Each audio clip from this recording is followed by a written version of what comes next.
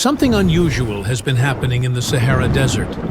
In regions that were once completely dry, scientists are now detecting signs of water. Satellite images show patches of vegetation spreading across areas that used to be bare sand. In some places, seasonal lakes are forming after rainfall. And in certain regions, underground water is even beginning to reappear closer to the surface. This raises a surprising question. Is the Sahara Desert starting to turn green again? At first, that idea sounds unlikely.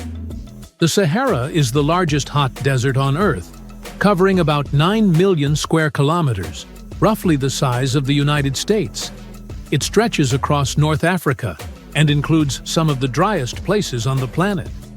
In many areas, rainfall is less than 25 millimeters per year, and some regions can go years without a single significant rain event. But despite these extreme conditions, the Sahara has not always been a desert. Thousands of years ago, much of this region looked completely different. During a period known as the African Humid Period, which lasted roughly from 11,000 to 5,000 years ago, the Sahara was covered with grasslands, rivers, and large lakes. Fossil evidence shows that animals like hippos, crocodiles, and even early human populations lived in areas that are now completely dry. So what changed? The main driver is Earth's orbital cycles. Small variations in the tilt and wobble of the planet affect how sunlight is distributed across different regions. Around 5,000 years ago, these shifts weakened the African monsoon system, reducing rainfall across North Africa. Over time, vegetation died off, soils dried out, and the Sahara transitioned into the desert we know today. But the climate system that created the Sahara is not fixed. And in recent decades, scientists have started to observe signs of change. Satellite data collected over the past 30 to 40 years shows that parts of the Sahara, especially along its southern edge in the Sahel region, have experienced increased rainfall. Some areas have seen precipitation rise by 10 to 30% compared to the severe drought periods of the 1970s and 1980s. This increase in rainfall has had visible effects. Vegetation has expanded across parts of the Sahel, with grasses and shrubs returning to areas that were previously barren. Researchers using satellite imagery have tracked a measurable greening trend across large portions of North Africa. In some cases, temporary lakes have formed in low-lying desert basins after heavy rains. These lakes may only last for weeks or months, but they indicate that water is becoming more available in regions that were once extremely dry. Another important factor is groundwater. Beneath the Sahara lies one of the largest underground water reserves in the world, known as the Nubian Sandstone Aquifer System. This aquifer contains vast amounts of fossil water that accumulated thousands of years ago when the region was much wetter. In certain areas, changes in rainfall and surface conditions may allow some of this groundwater to move closer to the surface. While this does not mean new water is being created, it can make existing water more accessible in localized regions. However, the situation is complex. Not all parts of the Sahara are becoming greener. While some areas show increased rainfall, others remain extremely dry, or are even experiencing higher temperatures and evaporation rates. Climate models suggest that warming global temperatures could intensify weather patterns, leading to both heavier rainfall events and longer dry periods. This means the Sahara is not simply turning green in a uniform way. Instead, it is becoming more variable. Some regions may see more vegetation and seasonal water, while others continue to face desert conditions. There is also evidence that human activity plays a role in these changes. Land management, agriculture, and reforestation efforts in parts of the Sahel have helped stabilize soils and support vegetation growth.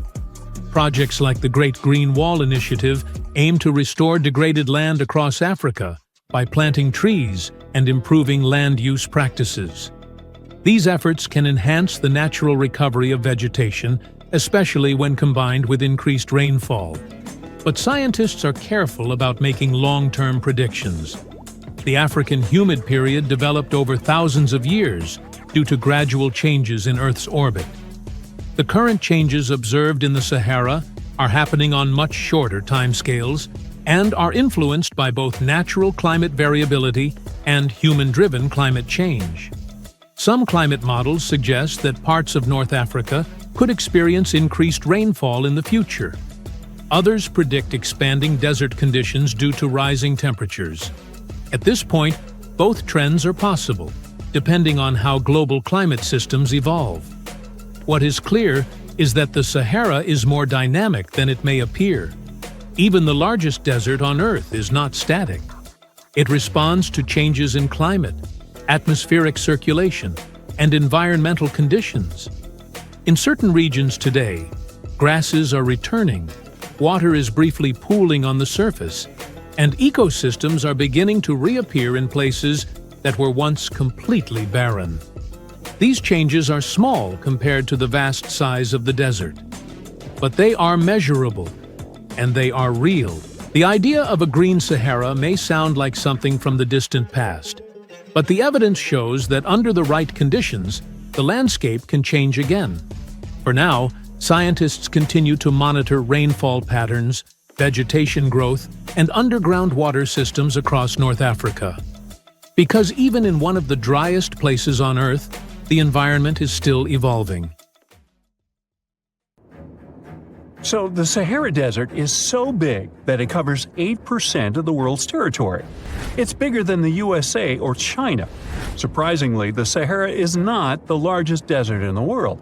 It is the third largest, behind Antarctica and the Arctic. But it is definitely the hottest one. Temperatures there reach 136 degrees Fahrenheit. This place has some of the most incredible sand dunes you've ever seen, towering up to 1,476 feet. But here's the kicker. There's a real risk that these dunes might continue to spread until they cover the entire world. Surprisingly, the influence of the Sahara Desert extends far beyond its borders. Its dust, carried by powerful winds, makes its way to the UK and across the European continent, particularly in winter. This dust settling on the ground where it rains is a familiar sight to those in the UK, often leaving a red residue on cars. This connection between the Sahara, England, and Europe serves as a stark reminder of the global reach of environmental phenomena. You might think this is not a big deal, but it could turn Europe into a desert, leaving its soil infertile and Europeans with no food. Soil is a fundamental aspect of human existence, just as crucial as clean water and air. Without it, we're left with nothing but a bleak and barren landscape. The Sahara Desert has already made its jump across the Mediterranean Sea, which is concerning and could change the landscape forever. 1/5 of Spain has already turned into a desert. The next victim is Italy, which also faces the problem of desertification. In fact, almost all European countries have the same issue. According to an expert, the land that has not changed for nearly 2,000 years will become mostly rock, and people living on this land will be gone.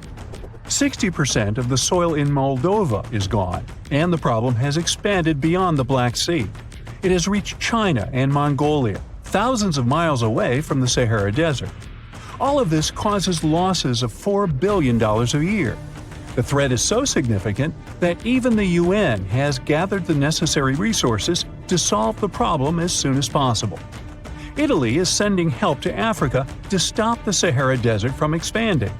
If this process does not stop in the next 10 years, millions will be forced to leave their homes. The Sahara Desert is growing for approximately 30 miles per decade. You do the math and see how long it will take to cover Europe. Since 1920, the Sahara has expanded by around 10%.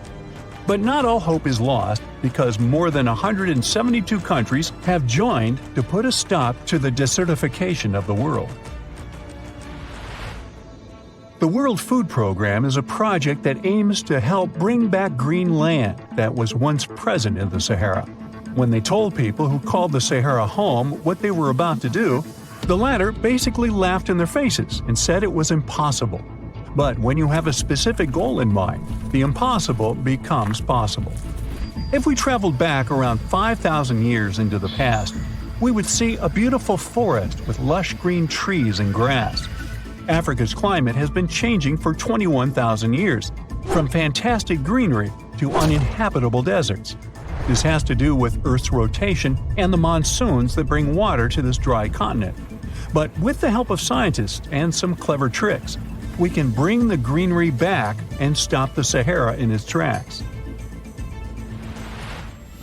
The Senegal River serves as a border between the Sahara Desert, Senegal City, and Mauritania. When you look at this area from space, you'll see how the desert is expanding to Senegal because the vegetation along the riverbank is almost non-existent. Forests can serve as a barrier, stopping the sand from getting blown away and the desert from expanding. An effort to create a great green wall is being made, and how they do it is actually quite impressive. Nothing has been growing in the currently restored area for more than 40 years, making locals find other places to call home. People were thrilled when they saw that the land could be restored. They're very committed and learn to work with the soil and grow food. At the same moment, more than 30,000 hectares have been restored and transformed into lush greenery. The Sahel region is the starting point of desertification, and it is crucial to establish a green wall in that area first. To make this wall is not rocket science, since it only takes a few simple steps. The ground there is baked by the sun and is hard as a block of concrete. If you've ever poured water on concrete, you know that it just flows away. It doesn't stay in one place. So they had to create water-retaining half-moons that would hold the water and make it available to plants. When you learn about how these half-moons work, you might say, how did they not think of that sooner? Actually, this technique is ancient, and it was once implemented in Sahel, but it was lost over time. When the rain falls, the water is collected into the half-moons that are positioned a bit lower than the ground below contour lines. There is also a kind of bank at the end of the shape that prevents water from overflowing, and in the middle, there are plants that are happy because they have plenty of water to thrive. Also, it's essential to grow native plants that are kind of used to harsh conditions, like sorghum and millet. These plants have been surviving there for thousands of years and produce a good amount of biomass, which means the land can be rehabilitated faster and people will have food sooner. The water that will enter the half-moons won't be lost. It will penetrate the ground and top off underground waters. This will ensure the ground that H2O will never run out and that future generations will have usable aqua. This brilliant planting technique is not limited to half-moons. People also create lines and plant various vegetables, such as tomatoes. Next, there are places only for trees, like lemons or oranges. After a long hot day, nothing is better than a freshly made cold lemonade. The trees will also protect the soil, and with some luck, there will be a new forest in the Sahara Desert. The goal is to copy the forest dynamic. Start with small plants and gradually expand to bigger plants that are more useful than the tiny ones. They are aiming to plant more than 10,000 trees. Right now, many people are leaving the Sahara after the rainy season, going to cities or leaving Africa altogether. At this time of year, villages are like ghost towns. Only animals can be found there. Most people are gone. I mean, who would blame them? Nobody wants to live in the sand where nothing grows. Luckily, with all this new, old technology being developed, many people are slowly but surely returning to their land and starting to work in agriculture. The best thing is that there are no brutal winters, so plants grow 12 months a year, and people can always have food. People are becoming more social because now everybody stays in their villages and doesn't travel much. If this project works out, Africa will be saved and the world won't turn into a giant desert. Saudi Arabia wants to host the Asian Winter Games right in the middle of the desert. No more climbing frozen mountains in gear heavier than you are. No icy valleys, just camels, endless sand, and a sun that can fry an egg if you crack it on a metal plate. Let's explore one big and unexpected idea: building a futuristic ski landmark in a place where snow is treated as a big deal. Desert countries have already tried similar things. Dubai built its own ski slope inside a shopping mall almost 20 years ago. You could buy sneakers, grab a snack, and then go skiing without ever stepping outside. It blew people's minds back then, but compared to the project Trojena, it feels tiny. This is not an indoor side attraction. It's part of a roughly $500 billion plan to carve out a winter zone inside a desert region, right in the middle of real mountains. Trojena sits in the northwest corner of Saudi Arabia, in a mountain area with sharp ridges and long, empty stretches of land between them. It is one part of a much bigger strategy called NEOM, a plan to build new cities and resorts across this region. This whole zone is part of a desert belt across the Arabian Peninsula, with towns far apart and long stretches where you mostly see rock, sand, and sky. The climate here is really harsh. Summer days go past 100 degrees Fahrenheit, and by noon, the heat hits you from above and below like you're being baked. Leaving anything metal in direct sunlight is a really bad idea. Winters bring some relief, especially in the higher peaks. Nights can get pretty chilly, and now and then, those peaks pick up a thin layer of snow. It looks nice, but it doesn't stick around. It melts in a day or two before you can even take pictures, let alone think of skiing. Maybe you wonder, but why go through so much trouble just for a ski center? Well, here's the funny part. It's a lot more than just a ski center. The plan is to build an entire winter city, a place with ski runs, hotels, cable cars, housing zones, golf courses, and even a crystal-shaped tower planned to be roughly the same height as the Eiffel Tower. Trojena covers about 23 square miles with about 18.6 miles of ski slopes threading across the mountains. The whole idea is to turn Trojena into a one-of-a-kind attraction that people put on their must-visit list.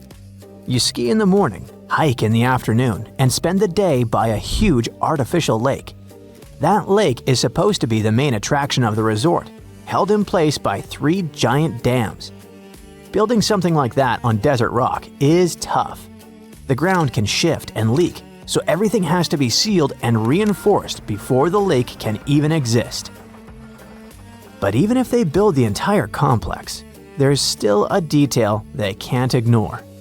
This place doesn't get enough natural snow for any of it to work, not even close.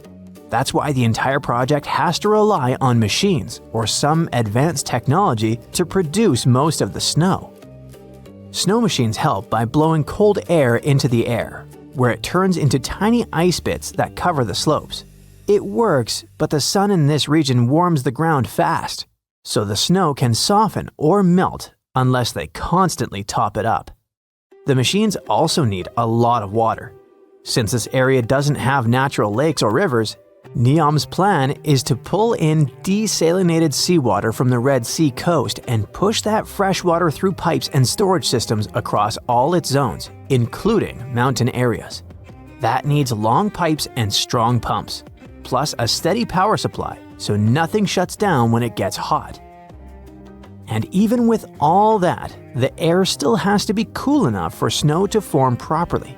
If it's too warm, the machines can spray all they want, but the snow won't stick. So engineers have to study the slopes and figure out which parts stay cooler and which parts heat up too fast. All of this takes a huge amount of electricity, and Trojena is supposed to get its power from NEOM's renewable energy system, which includes solar, wind, and stored energy. Solar sounds perfect because this region gets sun almost every day. But there is a catch. Panels like light, not extreme heat. When they get too hot, they produce less power, and that could happen right when the snow machines need steady energy the most. So the same sun that makes this place perfect for solar power can also make the panels lazier at the worst possible moment. All of this shows the basic plan, But how to sink everything in unpredictable heat is making engineers work overtime.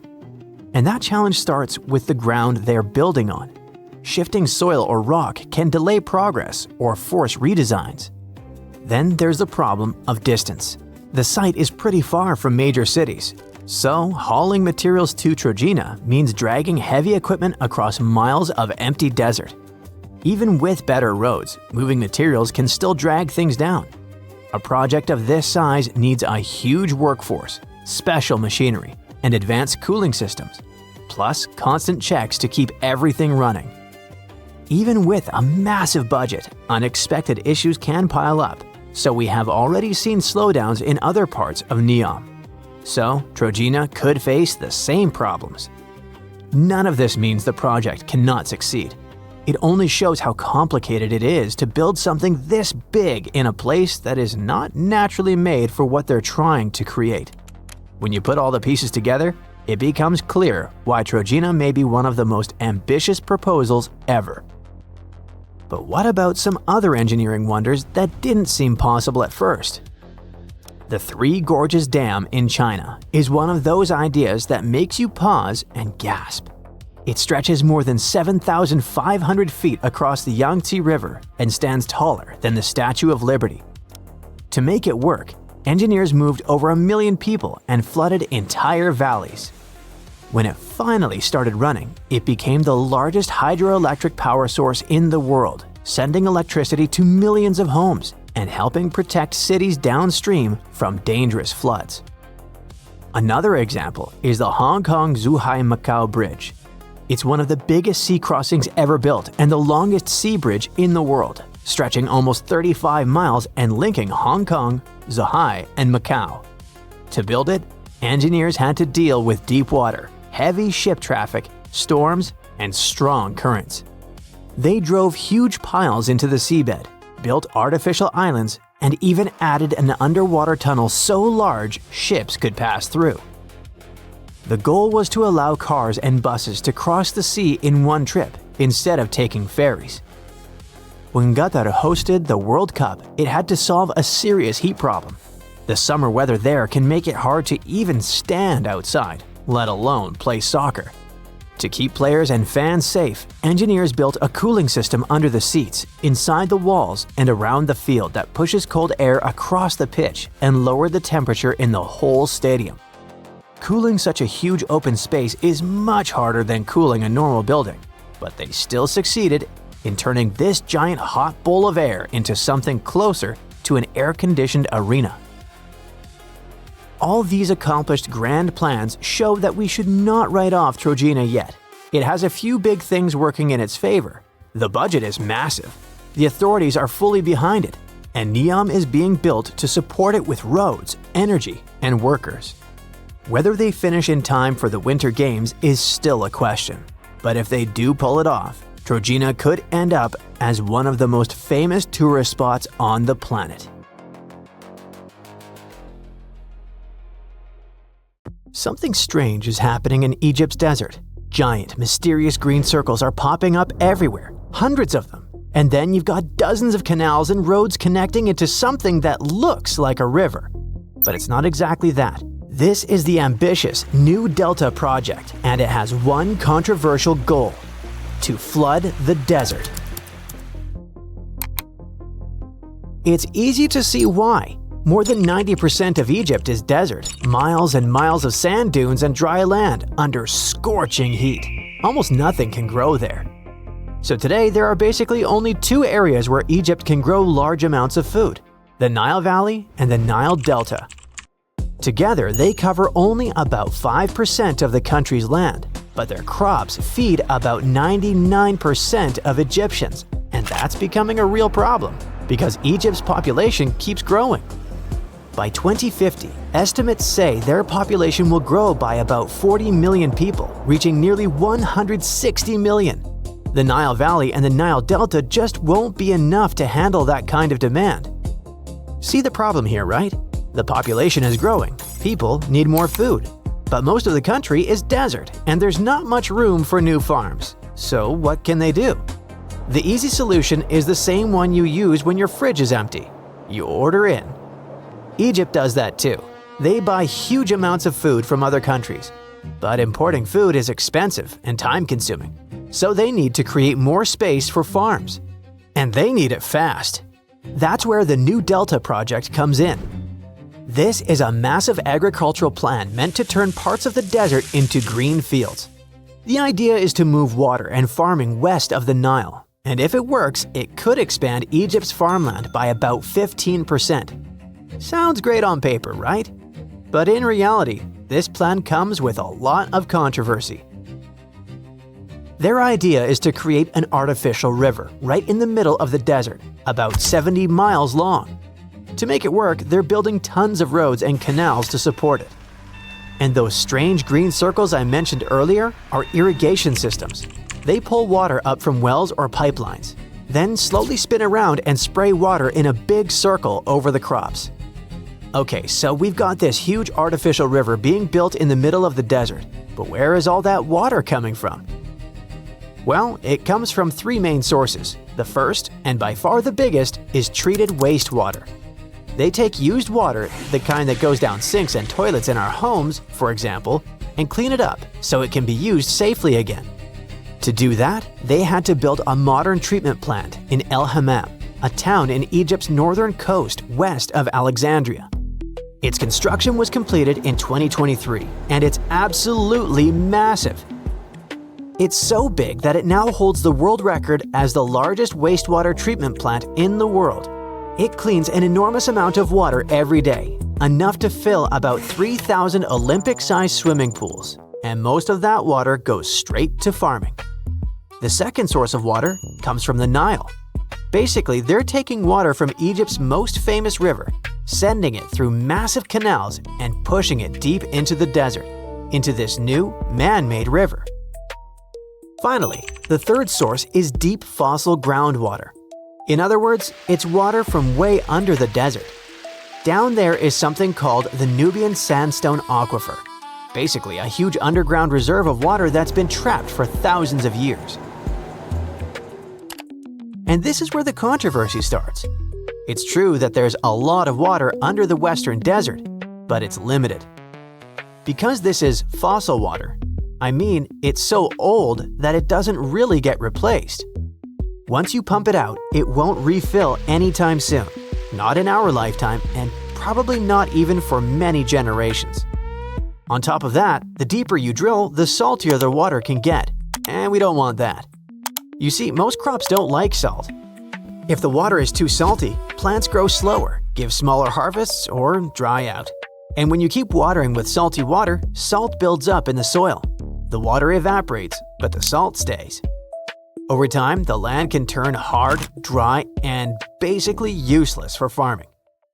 So pumping groundwater might help in the short term, but it raises a big question. Is this really doable in the long run? And there are other concerns too. The project was sold as a big win. Grow more food, create more jobs, and help Egyptians. It also boosts the economy because they're growing expensive fruits and vegetables that get sold abroad to places like Canada, Australia, and Japan. But that's also the problem. Many people complain that the project is mostly about growing crops to sell abroad. And sure, exports bring money into the country, in the big picture, but that doesn't necessarily mean food gets cheaper at home, or that poorer families can afford more. Because even though it has boosted exports, it hasn't done much to prevent massive food price inflation inside the country. So, Egypt's food security problem still isn't fully solved. Many Egyptians are still dealing with high prices and tight budgets. Another controversial thing is that no one knows how much this project actually costs. The press sometimes mentions $5.2 billion, but some experts put the total closer to $9.7 billion. Just the wastewater treatment part alone is said to cost more than $500 million. But it's very hard to know for sure. Journalists and researchers say there isn't much transparency, and the project's finances are tough to track. Experts also warn that farming in the desert is crazy expensive. Unlike the rich soil in the Nile Valley, the Western Desert is mostly dry sand with very few nutrients. So if you want to grow anything out there, you need tons of irrigation just to make the land workable. And powering all those irrigation systems takes a ton of energy, making farming in the desert even more expensive. Even if you already have a giant artificial river to help you out. Still, some people argue the risks and the costs are worth it, and that things are starting to change. Take wheat, for example. For years, Egypt has been the #1 wheat importer in the world, and that's not exactly a title you want to win, because it costs the country billions of dollars every year. So then the new Delta project comes along, and wheat becomes one of their main targets. Egyptian authorities say it helped them cut wheat imports by 17% in 2025. That saved them around $250 million. This was such a big achievement that the world now has a new #1 wheat importer, China. And it's not just wheat. Oranges, potatoes, grapes. Agriculture is booming over there. According to estimates, food exports jumped from 5 million tons in 2020 to over 8 million tons in 2024. That's why we can say the new Delta project is already changing Egypt's agriculture. And from satellite images, you can see it's changing what the country looks like too, turning dry desert into bright green patches. It's real, and the transformation is pretty dramatic. So there's no doubt this project is both an impressive engineering achievement and a huge experiment. But researchers say it's still too early to know if it will actually solve Egypt's food problem. In the end, it all depends on water, energy costs, and who gets to make the big decisions. If the Nile, treated wastewater, and fossil groundwater can be managed in a sustainable way, the project could seriously boost farming. And if not, it could drain precious water, make the gap between rich and poor even bigger, and leave behind an expensive footprint on the desert. You're flying over the Sahara Desert in a small, light aircraft when you spot something truly weird. It seems to belong to a very different part of the world, the ocean. But what ocean can be huge enough for this monstrous sea star to dwell there? You descend and realize that it's not a sea star. It's a towering dune with a pretty unique shape, and it's not alone. From afar, these magnificent sand structures look a bit like pyramids. They have pointed tops and radiating arms. Called star dunes, they're the most complex and largest desert dunes in the world. They're the tallest of their kind, but that's not the coolest thing about them. Researchers have found similar formations on Mars and even on one of Saturn's moons, Titan. Star dunes aren't super rare, but they're especially widespread in southeastern Morocco near the border with Algeria. That's where you're flying at the moment, and the breathtaking dune you're marveling at is Lella Lalia, probably the most famous of them all, a giant 330 feet tall. Scientists believe that it formed in less than 1,000 years. How about doing some research to find out more about these unusual formations? There, I see a great spot for landing. Star dunes got their name because of their multi-armed shapes. They form in areas where winds change direction throughout the year. But even though you can find them in different places on our planet, there is just one confirmed star dune in the rock record, the collective record of Earth's development reflected in preserved rocks. The star dune in question is in Scotland, and it's ancient, from about 250 million years ago. That's all we know about super old star dunes. Probably because we don't know what to look for to identify one. Another problem: star dunes often form in remote locations, which makes them extremely difficult to study. Imagine reaching the nearest settlement, then somehow traveling who knows how many miles to the dune itself, and then slogging up several hundred feet of shifting sand. I'll pass. But you can go since you've already landed, and the dune is right here in front of you. Currently, you're in a dune field called Erg Shabi. Lucky for you, this area has long become a popular tourist stop. Look, in the distance, there are hotels and even a good road. Scientists who examined Lella Lalia before you used ground-penetrating radar to find out more about the sand formation. This equipment can detect the tiniest differences in sand grain sizes and water content under the surface of the dune. That's how you can create a picture of its interior layers. Look out! Phew, it was a close call. See this trench? The researchers dug such trenches to take samples of long-buried sands and then examine them. It's a pretty cool process. The thing is, while buried deep inside, the quartz in the sand accumulates radiation coming from natural sources within our planet. We can compare the grains of quartz to minuscule rechargeable batteries. They can store the energy they get from radiation. When researchers bring them to the laboratory, they can make the grains release that energy, which comes out in the form of light. Scientists can measure the brightness and say when the sand enjoyed sunlight for the last time. Now, when those experts who dug the trenches looked inside Lelalalia, they were shocked. The enormous formation turned out to be very young, for a dune, of course. You'd expect a dune that is several hundred feet tall to be pretty old, like thousands or tens of thousands of years. But that wasn't the case. Well, at least not entirely. The upper part of the dune has turned 900 just recently. But look at the sand near the base of the dune. Yep, right there. Well, it was buried there around 12 or 13,000 years ago, representing ancient dunes in the area.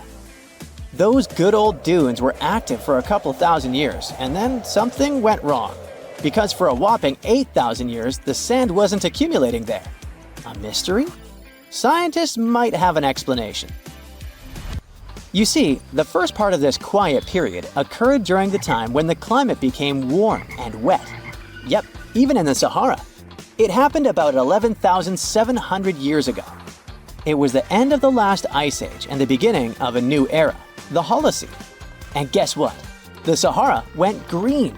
It started blooming like your local botanic garden. Plants started popping up all over the place, stabilizing the sand. If you had visited the Sahara during that period, you wouldn't have recognized this place. But you would have likely come across humans wandering marshy landscapes and hunting for food. Researchers have found pottery fragments and stone tools on one side of Lelalalia. That's true. As sand dunes form and then shift throughout their lives, they swallow and protect ancient remnants of life. Just dig well enough and you might find something that will provide you with a window into the past. It can be ancient fossils, anything from fossilized shells and corals to prehistoric plants. Those can offer precious insights into the history of our planet and the living beings once inhabiting certain regions. Now, it might come as a shock, but in the Sahara Desert, scientists have uncovered well-preserved marine reptiles and fossilized fish within the layers of those ancient sand dunes. They are the remains from the time when the Sahara was covered with a sea millions of years ago. Anyway, it's time to leave that ancient paradise if you want to survive. 4,000 years ago, the wet period came to an end, and the Sahara dried out again. Interestingly, our dune didn't begin building up right away. For some time, sand probably blew through but didn't accumulate. Or the dune could have started growing in a different location. And it's a valid theory since scientists have discovered recently that Lelalalia shifts around 1.6 feet every year. It also accumulates about 6,400 tons of sand every year. Now, if you've been inspired by your dune trip and are now eager to explore more of them, I've got some unpleasant news for you. Unfortunately, although there might be star dunes locked in sandstones around the globe, they're super tricky to detect. The problem is, dunes are huge, but they lack a single distinguishing feature. So you'd really need large exposed beds of rock if you want to get a wide enough view to identify a star dune. On the bright side, there surely are places where it might be possible to do such research, but you should be ready to know that it might be just a set of various features that look like other dunes. But if you combine them, you'll say, it's likely to be a star dune. Comment below if you'd like to go on a trip in search of a star dune. Meanwhile, we'll continue our journey. You decide to have some rest and start climbing down the side of the dune. That's when you begin hearing it. Terrible, haunting sounds. Are there ghosts nearby? Worry not, you're safe. You might have heard of a phenomenon called singing sands. As you walk down some sandy slopes, you disturb the grains of sand. They rub against each other, producing friction that creates those eerie melodies. With each step, the sand beneath your feet comes alive in a ghostly choir of whistles and whispers. The sounds range from low hums to loud, high-pitched wails, as if an otherworldly symphony is echoing through the dunes. But of course, scientists have their own very practical explanation, attributing this phenomenon to the right atmospheric conditions combined with the unique size, shape, and moisture content of the grains. Now you've almost made it all the way to the bottom of the dune, but beware of slip faces. When a sand dune reaches a certain steepness, it develops a slope. That's the very slip face I was talking about. This slope is usually on the leeward side of the dune and sheltered from the prevailing wind. Sand grains start accumulating on the windward side, slowly creeping along the dune's gentle slope. At one point, they reach the top. Gravity takes over and they start sliding down, triggering a cascading effect. It looks like a miniature sand avalanche, and I wouldn't want to end up in its way. In July 1990, 4 Czech guys decided to go on an adventure to find the Mongolian death worm, a creature that might have inspired the monster you've seen in the movie Doom. They say it lives somewhere deep in the Gobi Desert, so they flew to Mongolia, hopped into an ATV, and hired some local guides to help them. All that to meet a creature that is up to 6 feet long, can spit acid that could melt anything, and is capable of shooting electricity at those it doesn't like. Legend says that these friendly guys spend most of their days hiding underneath the sandy dunes, but they'd like to come out during the wetter months of June and July. So the timing for a spotting was simply perfect. But the crew needed to figure out how to lure the creature. Sadly for them, no one knew what the giant worm liked to eat. So they built a thumper, which is a machine that made rhythmic pounding noises. They were hoping it would call the worm out of the ground. For 2 months, they searched the vast desert, crossing dunes and rocky plains, looking for any sign of the creature. But alas, it didn't really work out. Ivan McCurley, who was the leader of the 1990 expedition, came back to Gobi Desert again. He once tried to attract the megaworm with blasts, and the second time he used a small airplane to scout the dunes. Over the years, groups from America, Britain, and New Zealand organized big expeditions to the Gobi Desert to try and find the creature. Many others came from all around the world on their own and found nothing. The people in the West first found out about the megaworm of the Gobi Desert thanks to an American paleontologist, Roy Chapman Andrews. This brave man was probably the inspiration for Indiana Jones. In 1926, he wrote about the creature in his book. At a meeting with Mongolian leaders, Andrews heard detailed descriptions of the creature, even though none of them had ever seen it themselves. One of them described it as looking like a sausage, about 2 feet long, with no head or legs. According to him, the worm was so venomous that just touching it could instantly take your life, and it lived in the loneliest parts of the Gobi Desert. Andrews didn't think the creature was real, but he shared these stories again in another book. In May 2005, 4 friends from Great Britain who search for monsters professionally decided to try their luck. They made drawings of the worm and hired local people to hand out flyers all over the Gobi Desert. These flyers offered a reward to anyone who could give information about the worm or even bring them a specimen. They thought loud sounds that other explorers tried would scare the beast away. Some told them it likes damp conditions, so they came up with a plan to block streams of water to create wet areas that would lure the worm out. Their plan didn't work because it was too hard to build dams in the desert. They ended up using small traps, but didn't find any actual proof that the worm existed. But they did meet locals who shared interesting stories about strange creatures they had seen over 70 years. Over the years, stories of the monster spread around the world. In some of them, it's only 1 foot long. In others, it's as large as a human. It's white-gray or scaly and brown, or maybe fleshy and bright red. Someone said it resembled a snake, or maybe a caterpillar, or maybe it has wings and can fly. And some believe it could be a supernatural evil being without a body. Maybe the stories are so different, and the search operations are so fruitless, because the creature doesn't even exist. Or it could be one of many cryptids.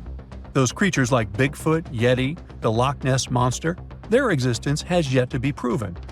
In 1983, one scientist who was visiting the region heard that an old man had managed to catch the mysterious worm. He also learned there was a nest nearby. The scientist bravely approached the hole in the sand and put his hand inside. A giant creature dragged him in, and he was never seen again. Just kidding. He actually found a Tartar sand boa inside. It's a chunky, burrowing, non-venomous snake that has small eyes and gray-brown scales. He showed it to the locals to verify if it was the monster, and supposedly all of them said yes. Most Mongolians who know about the worm still believe it's real. Now, even though people call our supposed monster a worm, it's just what it sounds like in the English translation. Many Mongol cultures have used this word for centuries to refer to any animals they thought to be really dangerous, especially snakes, even non-venomous ones. So, it doesn't have to be a literal worm after all. Worms are soft and squishy, but a creature living in the harsh Gobi Desert would need to be tougher, more like a snake or a type of lizard without legs. Neither of these creatures can shoot electricity or spit acid like they say the death worm does. But some snakes, like cobras, can spit venom that's dangerous for people. If it were real, the creature would have a backbone, and explorers searching for it would likely find some bones or evidence left behind. And there are actually fossil remains all over the Gobi Desert. Scientists found representatives of over 80 dino groups here over the last almost 100 years. It all started with the world's first dinosaur egg nests. This discovery changed all the scientists knew about dinos. It was the first proof they laid eggs. In the following 2 years, the same expedition team unearthed over 100 dinosaurs and took them to the American Museum of Natural History, where you can still see them today. Some of them were swimming around in the Cretaceous Sea that used to be here about 71 million years ago. They resembled modern birds. The mystery of the megaworm is still unsolved, but there used to be another mystery scientists finally managed to explain. Back in the 13th century, a famous traveler, Marco Polo, not the guy from the swimming pool game, crossed the Gobi Desert. He thought he could hear mysterious noises, like the sounds of musical instruments such as drums. He wrote about it in his book and believed he might be hearing the voices of restless spirits. Scientists call these noises singing sands or booming sands.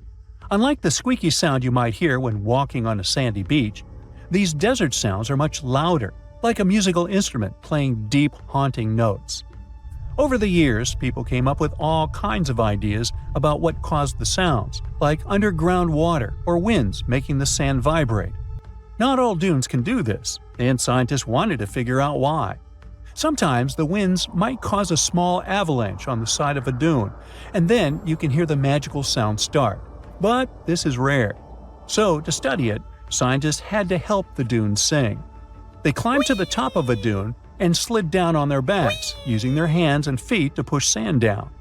As the sand tumbled, the sound started softly and got louder. They could even feel the vibrations with their hands. So, they found out that for a dune to sing, a few special things need to happen. The grains of sand must be the right shape. The dune has to be big, and the sand must be very dry, so no singing after it rains. Inside the dune, there's a hard layer of packed sand that acts like a giant speaker. This layer bounces the sound waves back and forth, makes the noise louder and louder, and creates a haunting melody that can fill the desert air. In other words, the dunes can play tunes. Yeah, sorry, I couldn't help myself with that one.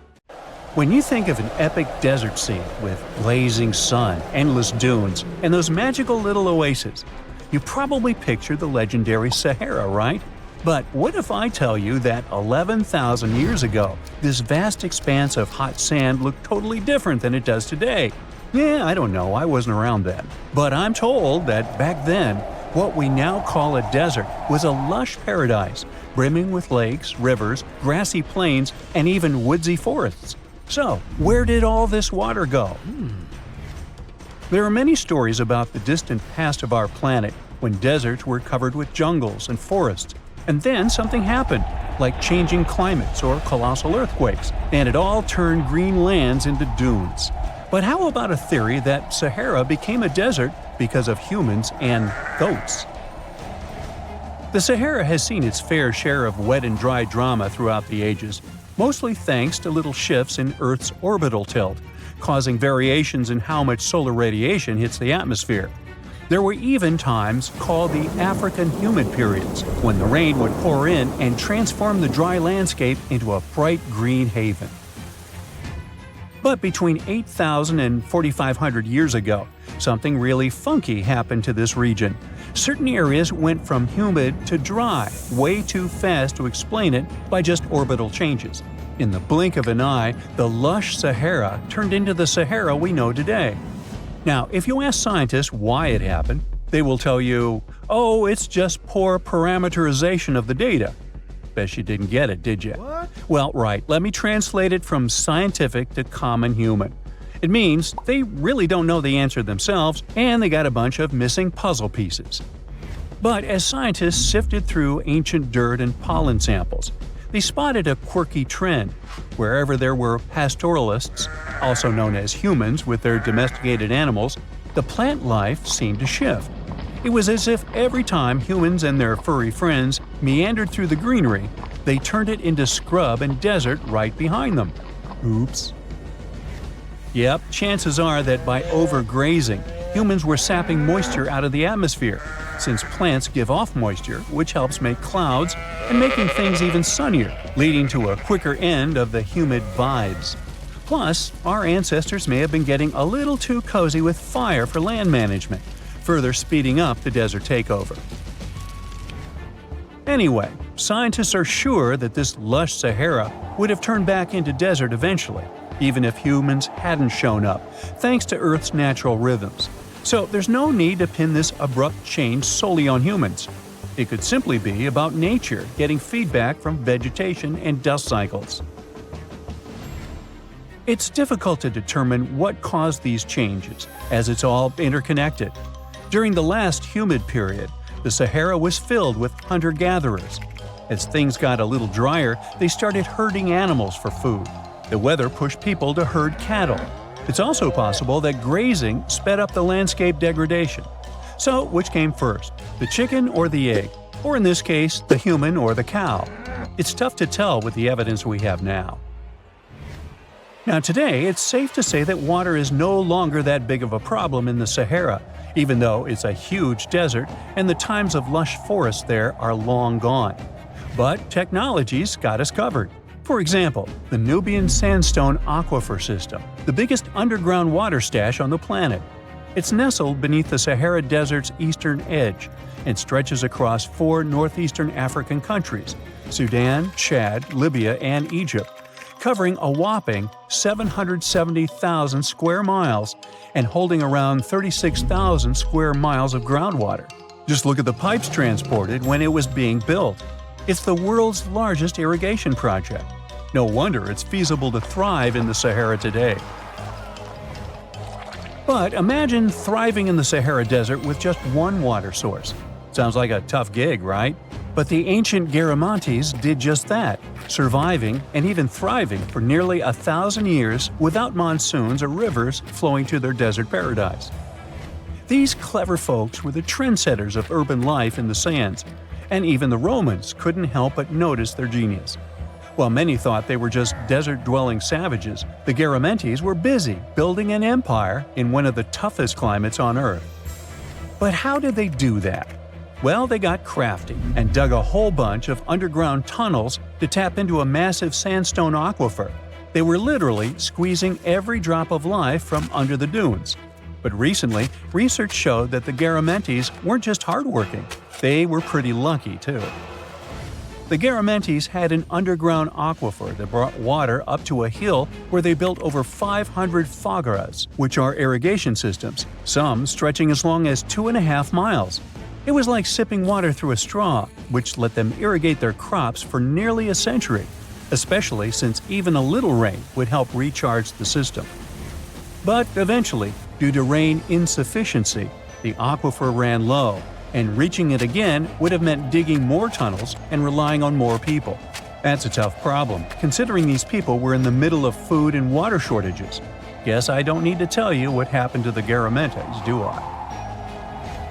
The fall of the Garamentian culture might be linked to several factors. It may have been due to climate changes, or they may have simply used their water resources too much.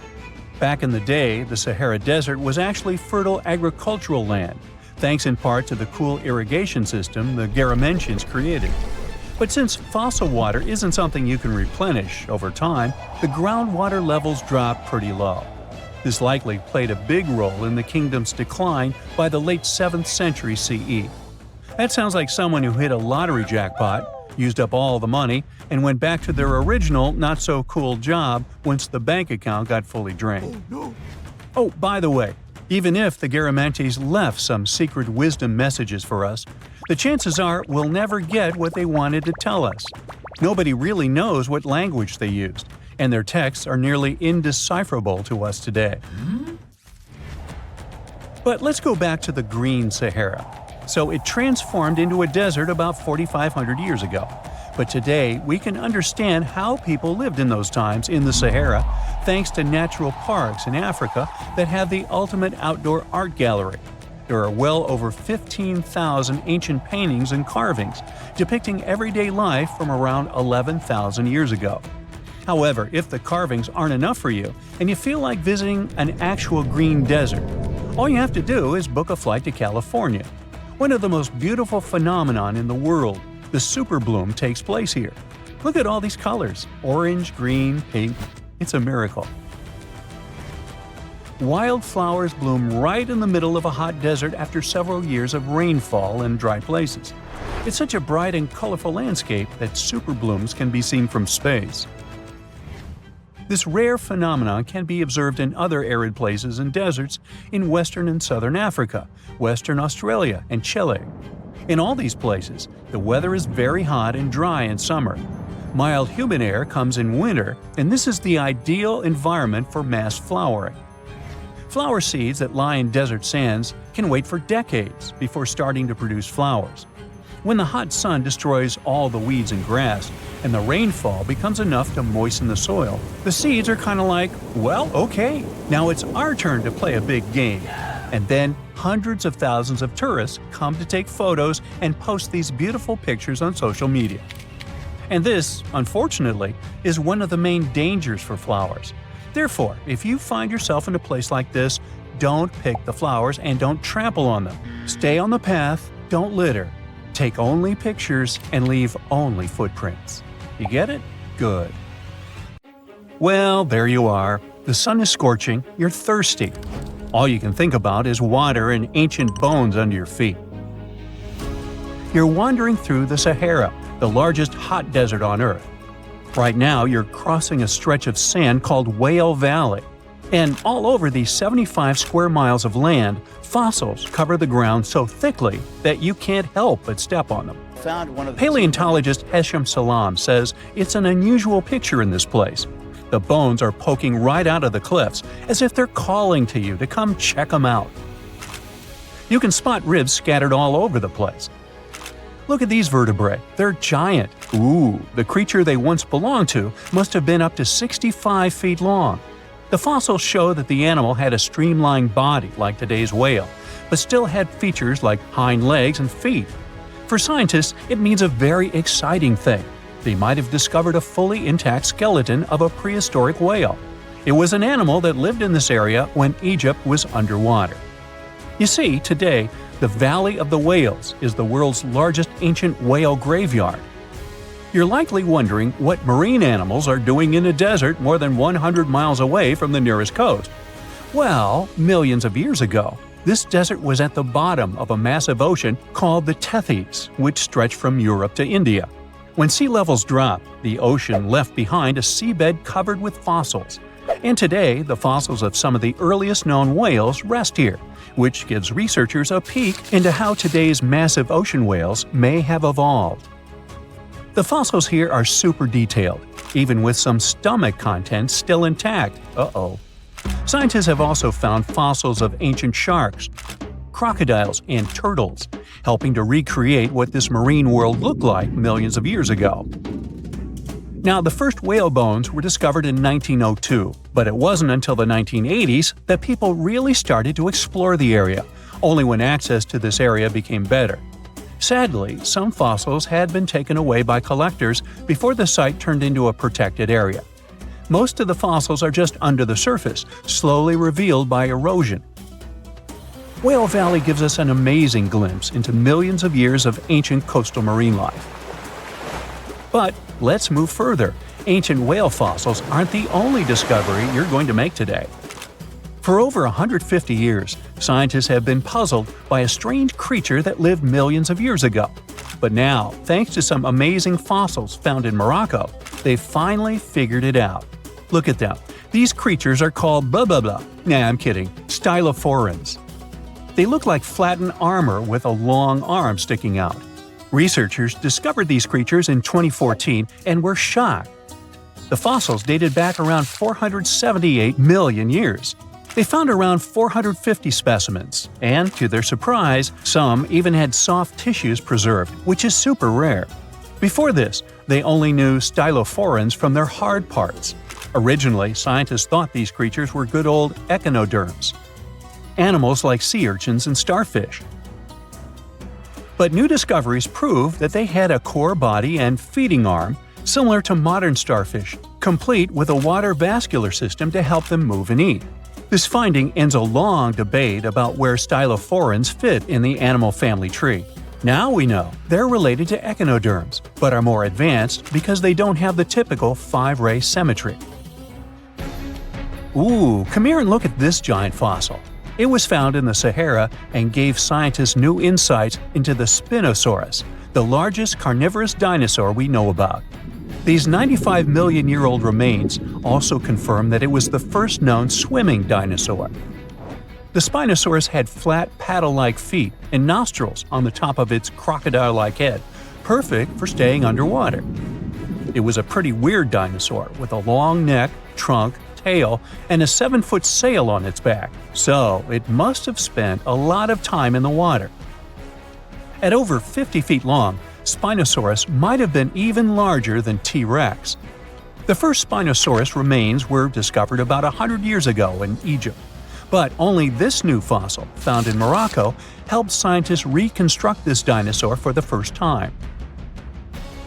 Researchers paid attention to the creature's shorter hind limbs and wide claws. These features point to adaptations for life in the water.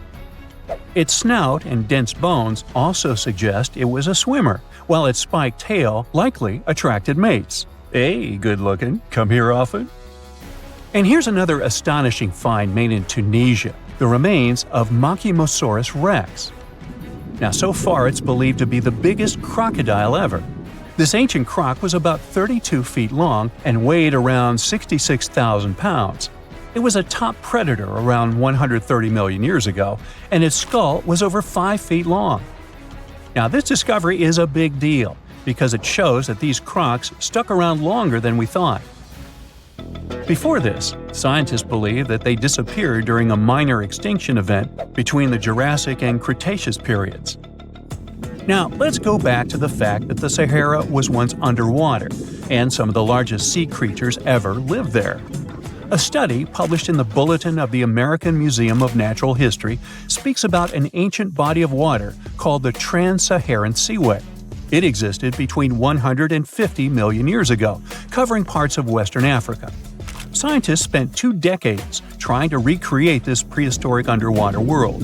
They found it was warm and shallow, home to some pretty terrifying creatures, including 5-foot-long catfish and 40-foot-long sea snakes. Yikes!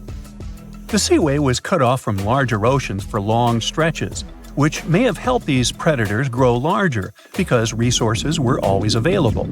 It's a classic case of evolution at work, leading to what scientists call gigantism in isolated environments.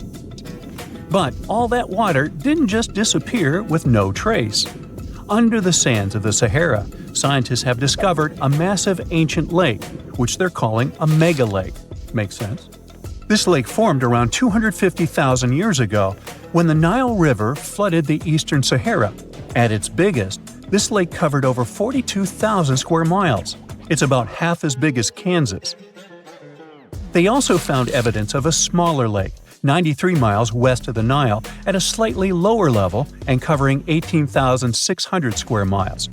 All of this adds to growing evidence that once, North Africa had many lakes that might have created migration routes, helping early humans move across the continent.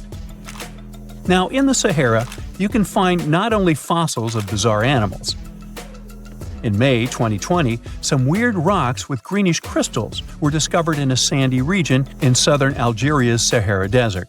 When scientists checked them out, they found out these rocks weren't from Earth. They were actually pieces of a meteorite called Erg-Chek 002. This meteorite is super old, like the oldest volcanic rock ever found.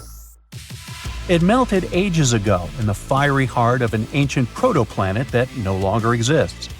Researchers had recently published a study in Nature Communications, revealing that they have analyzed lead and uranium isotopes in Erg-Chek 002 and found out it's more than 4.5 billion years old. Another cool discovery made in the Sahara is quite unexpected. A few years ago, scientists found what they think are the world's oldest colors, and they're bright pink. These pigments were uncovered from rocks that are around 1.1 billion years old in the Sahara Desert. The colors came from microscopic organisms, as animals didn't exist back then. The discovery was made by a PhD student who crushed the ancient rocks and analyzed the pigments. These pink pigments are actually ancient chlorophyll from photosynthetic organisms that lived in an ocean that's long gone. Researchers are now sure that this finding could help explain why larger, complex creatures showed up much later in Earth's history. Before these colors were discovered, scientists didn't know what was missing in the food chain that delayed the evolution of larger animals. Now they understand that tiny cyanobacteria were at the bottom of that chain. Apparently, this discovery is not just about finding some old pink stuff. Scientists believe it's a breakthrough in understanding the history of life on Earth. Summers in the Middle East get so hot that they change the landscape dramatically and make entire cities resurface from the past. That's what happened in 2018 when the city, built by a mysterious empire on the Tigris River, was finally released from its water trap. Archaeologists rushed to the location as they didn't want to miss a rare chance to excavate the site and learn more about the history of the place. They believe they've found the Bronze Age city Zakiku, founded over 3,000 years ago and fully submerged in the 1980s when a dam was built in its place. It used to be a busy hub for the Mitanni Empire for caravans on the popular trade route.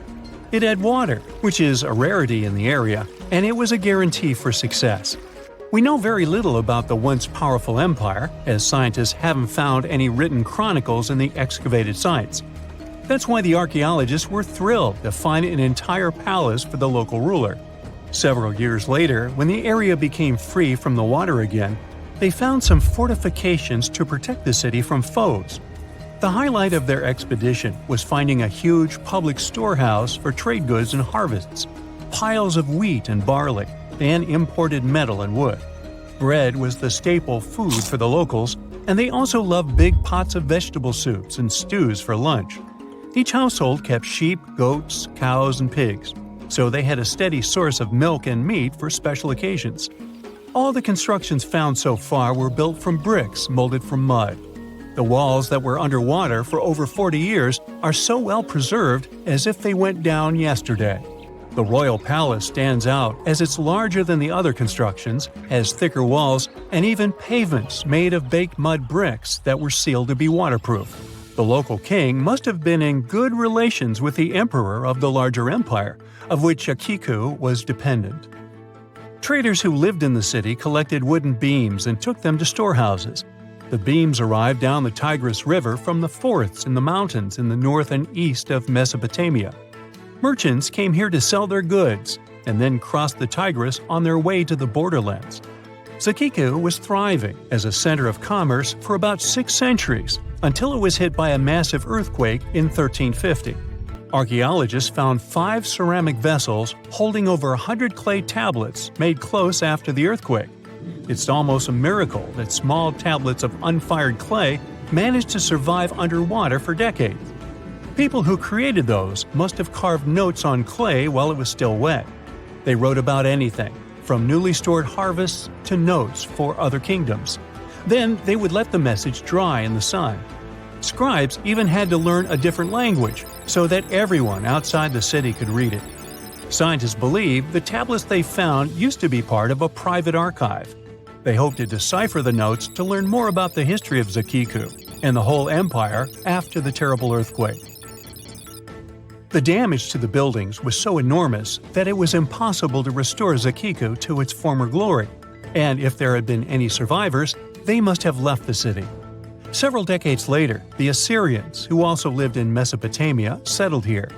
They built their houses on the ruins of the abandoned city and used whatever structures they could find from the previous residents as outer walls. But they stayed here only for 50 years, then decided to build a new capital on more fertile soil to make some good cash from agriculture. Archaeologists working in Zakiku had to halt excavations when the water levels went back up and covered the city. They sealed the ruins in tight-fitting plastic sheets and put stones and gravel on top.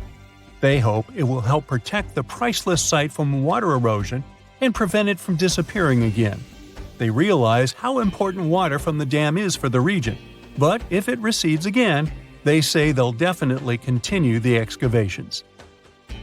There was a bustling community in today's Taklamakan Desert in China around 1,600 years ago. It lived along the Nile River, which ran through the desert for miles and got its water from the melting snow in the mountains. After 3 years of work in the area, archaeologists and scientists managed to dig up 8 tombs in the desert. Thanks to the desert heat, the clothes and artifacts inside them were almost as good as new. The people who wore those must have lived in the ancient city of Naya. Naya used to be part of a prosperous kingdom at the heart of the Silk Road trading route and had a population of over 3,000 people. Then, desert sands went rogue and swallowed the city whole. Archaeologists only found the ruins of Nija in the early 20th century. Scientists from different countries have tried to solve its mysteries. It looks like the tombs discovered at the end of the 20th century belonged to the wealthy.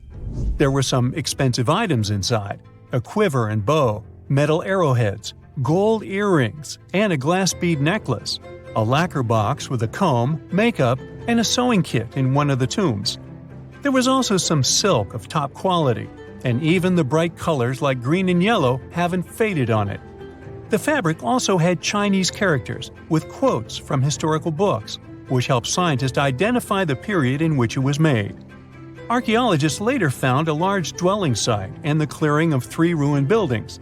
It will probably take many more years to understand why the city had fallen and what happened to its people. Saudi and French archaeologists teamed up near Riyadh, the Saudi Arabian capital, and stumbled upon an ancient settlement dating back 8,000 years. The scientists used all sorts of cool tech, like laser scanning, drones, and aerial photography, to unearth this Neolithic-era gem. They found the settlement in a local archaeological hotspot. Among the treasures they uncovered were a stone temple, remnants of an altar, and over 2,000 graves. All these finds tell us about ancient practices and rituals.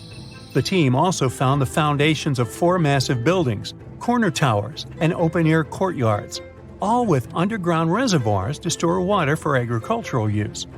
There was also a smart irrigation system with canals and cisterns, which let the city thrive in one of the driest deserts in the world. Rock drawings etched into the nearby mountain depicted the daily life of the locals. The excavations have been going on in the area for over 40 years, and scientists still keep finding new artifacts to answer more of their questions. Fishers have stumbled upon ancient bones, tools, and artifacts that are 9,000 years old on the North Sea floor. British and Dutch archaeologists and paleontologists rushed to see the finds as they were hoping it could be evidence of the submerged Doggerland. And they weren't disappointed. There were even perfect sets of footprints left by Mesolithic people who lived here. 12,000 years ago, during the last major ice age, The British Isles weren't islands at all. There was a landmass made of many hills, marshlands, and dense forests that connected them to the European continent. That landmass was Doggerland, where a prehistoric hunter-gatherer society lived and thrived. But then, the sea level started going up at the speed of 3 to 6 feet a century as glaciers were slowly but surely melting. The locals had to move to areas that today belong to England and the Netherlands. Experts decided to learn more about the history of Doggerland, using data from oil companies working in the North Sea. So far, they've created digital models of what the area of 18,000 square miles might have looked like before it vanished beneath the waves. They still need to analyze samples of ancient insects and plants and the DNA of animals to get a full picture. Name a desert. Let me guess. Sahara? Well, actually, no matter which one you thought of, I'm sure of one thing. It's located somewhere below this line. See, when we hear the word deserts, we usually picture dry, sandy, blazing hot places, and there's not a single one of those above 45 degrees north latitude, or below 45 degrees south. In the south, that kind of makes sense. I mean, if you leave out Antarctica, there's not a whole lot of land down there. But things are different above 45 degrees north. There are tons of land. Countries like Canada, France, the United Kingdom, and a bunch of others. And still, not a single desert. Actually, not a hot desert. Most of the major hot deserts are up in the northern hemisphere, near the tropics of Cancer and Capricorn. And the hottest ones are usually found between 15 and 30 degrees north or south of the equator. Just like the Sahara, where average high temperatures can reach up to 104 degrees Fahrenheit. Together, hot deserts cover almost 15% of the Earth's land area. But if our planet is packed with them, why doesn't a single one appear above this line? I mean, the 45 degrees north latitude. I'll explain. Let's divide Earth into 5 main zones. The polar regions are located at both ends, north and south. Right here, we have the 2 temperate zones. And finally, right in the middle of the globe is the tropical zone. Now, the line we're talking about sits in the temperate zone, in a colder area. Because the farther you go away from the equator, the colder it gets. Actually, the average annual temperature drops about 1.2 degrees Fahrenheit for every degree of latitude you move north in the northern hemisphere. And cold weather is the main reason hot deserts don't form above this line. It turns out that as you move farther north from the equator, the sun's rays hit the Earth at a more slanted angle. That spreads the solar energy over a larger area, which means less heat is concentrated in one spot. Basically, these regions just don't get as hot. And it's one of the reasons why countries like Finland are much colder than Colombia, for example. Another reason temperatures are lower in this zone has to do with something called albedo. Basically, this term refers to the amount of sunlight that a surface reflects back. Let me give you an example. Every surface on Earth both reflects and absorbs sunlight, but in different amounts. Take snow, for example. It can reflect up to 90% of the sunlight that hits it and only absorbs about 10%. That's what gives snow a high albedo. And it's totally different with sand, which has a lower albedo. In places like the Kalahari Desert, down in southern Africa, it's about a 50-50 situation. Most of the year, roughly 50% of the sunlight gets reflected around there, and the other 50% is absorbed. The heat absorbed by the sand is part of why it gets so hot in dry places like deserts. I mean, hot deserts. Simply put, sand soaks up more heat, while snow reflects most of it. This is one of the reasons why snowy areas stay much cooler. So the closer you get to the polar zones, the easier it is for sunlight to be reflected instead of absorbed. And that helps explain why there aren't any hot deserts around those parts. Then, we also have atmospheric patterns. Let's just say that the air patterns change a lot once you go above that 45-degree line. That's because this region is controlled by a wind belt known as the Ferrel Cell. Okay, so Earth has 3 main convection cells. You can think of them as big loops of moving air. Warm air rises, cools down, sinks, and then the cycle repeats. At the top and bottom of the planet, we have the polar cells. Right in the middle are the Hadley cells, and sandwiched between those two are the Ferrel cells. Now, everything that happens between these three cells can get a little complicated, but for today, the main thing to know is this. In those middle zones, the warm air that comes from the tropics meets the cold air from the polar regions. So, Ferrel cells play a big role in moving heat from the equator up toward the poles. This flow of warm air helps smooth out the temperature differences between the tropics and the polar regions, and that's what shapes the weather in places like North America, Europe, and parts of Asia. In the mid-latitudes, the Ferrel cell keeps the air moving around so much that hot, dry air doesn't really get a chance to settle. So, those regions end up with more moisture, more clouds, and even storms, rather than dry, desert-like weather. That's why you don't usually see hot deserts around 45 degrees latitude. Basically, what I'm trying to say is that the Ferrel cell makes the weather less stable. And that's very different from what happens in the Sahara Desert, for example. Over there, temperatures don't change all that much throughout the year. Just expect it to be hot. When you put all these factors together, it helps explain why hot deserts are mostly limited to the middle parts of the Earth, and why you'll never find a Sahara or Kalahari-style desert in places like Canada or Sweden. But that doesn't mean we don't have any deserts above the 45-degree line. Turns out, deserts don't always have to be hot and sandy. In fact, they can look like this. Yep, I'm talking about the Arctic. Because the actual definition of a desert isn't just some hot, dry, sandy place, it's really any area that gets very little precipitation. In other words, an area where it doesn't rain much. And it usually gets no more than 10 inches of precipitation per year. So no matter if the weather is hot or cold, deserts are really dry places with hardly any vegetation around. That makes it pretty tough for animals and plants to live in those environments. If you think about it, that means the biggest desert on Earth is Antarctica. It covers about 5.5 million square miles, just endless ice flats as far as the eye can see. It's also the coldest desert on the planet, even colder than the Arctic, which is the other polar desert. Temperatures there can drop as low as minus 128.2 degrees Fahrenheit. If you look at the Earth, about 33% of its land is desert. Now, pay close attention to the ones located between 15 and 30 degrees latitude. These are called tropical deserts. But can you notice something curious about their locations? Most of them are found on the western edges of continents. And there's a reason for that. Actually, 4 main reasons. First, the winds that bring rain usually blow from the east. When they move across the land, they drop most of the rain early on.